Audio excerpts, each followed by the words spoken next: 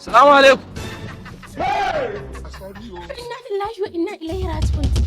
Na shiga uku mai gida na ya dawo. Excuse.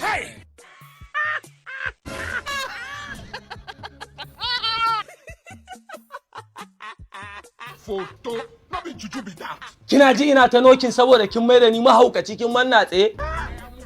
Dama. Wannan wandon waye? Wannan wandon waye? Ba za ki faɗa mana wandon waye ba? To na rantse da Allah idan baki faɗan wandon waye ba wallahi yau za ki tafi gidanku. Saboda kin mai da ni mahaukaci? Wandon a cikin gidana? Na san maganin ki yau. Wallahi gidanku za ki.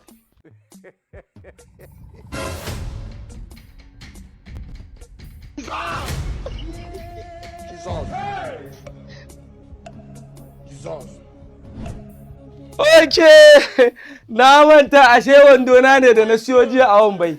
Ga shi ki wanke min kin ji?